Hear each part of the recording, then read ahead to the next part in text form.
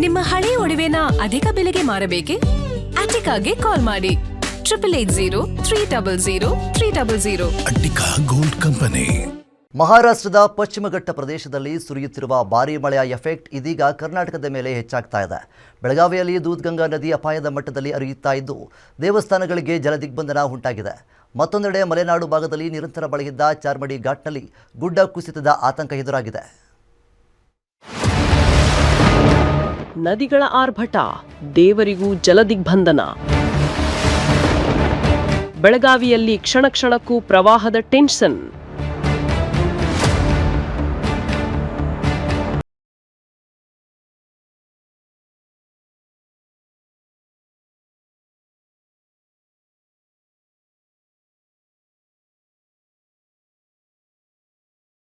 ಜಿಲ್ಲೆಗಳ ಮೇಲೆ ಸ್ಪಷ್ಟವಾಗಿ ಕಾಣಿಸುತ್ತಿದೆ.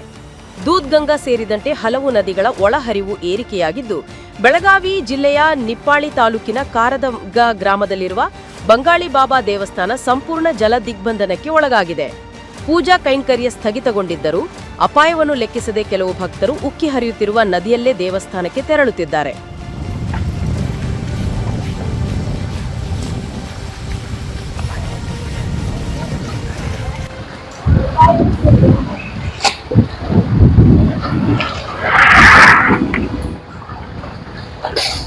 ಇನ್ನು ಜಿಲ್ಲಾಡಳಿತ ನದಿಗೆ ಇಳಿಯದಂತೆ ಎಚ್ಚರಿಕೆ ನೀಡಿದ್ದರೂ ಕೆಲವರು ಅದನ್ನು ನಿರ್ಲಕ್ಷ್ಯ ಮಾಡುತ್ತಿದ್ದಾರೆ.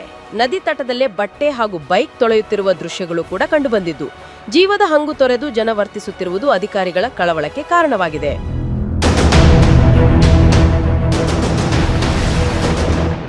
ಮಲೆನಾಡು ಭಾಗದಲ್ಲೂ ರಣ ಮಳೆಯ ಆರ್ಭಟ. ಚಾರ್ಮಾಡಿ ಘಾಟ್ನಲ್ಲಿ ಗುಡ್ಡ ಕುಸಿತದ ಆತಂಕ.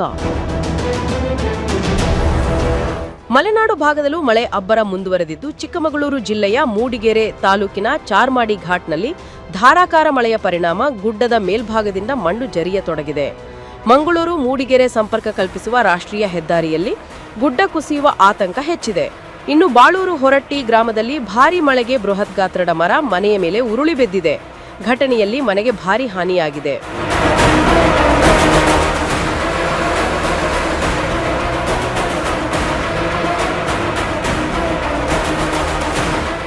ದಾವಣಗೆರೆ ಜಿಲ್ಲೆಯ ಹರಿಹರ ತಾಲೂಕಿನ ಶ್ರೀ ಕ್ಷೇತ್ರ ಉಕ್ಕಡಗಾತ್ರಿಯಲ್ಲೂ ತುಂಗಾಭದ್ರೆ ಮೈದುಂಬಿ ಹರಿಯುತ್ತಿದೆ.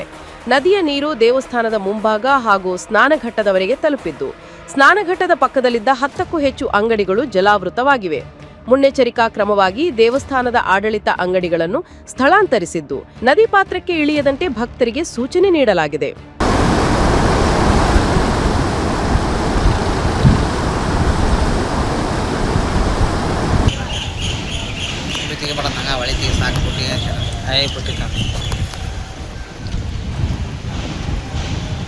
ಒಟ್ಟಾರೆ ಮಹಾರಾಷ್ಟ್ರದ ಮಳೆಯ ಎಫೆಕ್ಟ್ ಕರ್ನಾಟಕದ ಗಡಿ ಜಿಲ್ಲೆಗಳು ಹಾಗೂ ಮಲೆನಾಡು ಭಾಗದಲ್ಲಿ ಪ್ರವಾಹ ಮತ್ತು ಭೂಕುಸಿತದ ಆತಂಕವನ್ನು ಮತ್ತಷ್ಟು ಹೆಚ್ಚಿಸಿದೆ.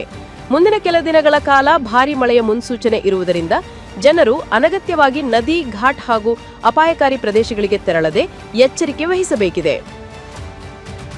Bureau report, guarantee news.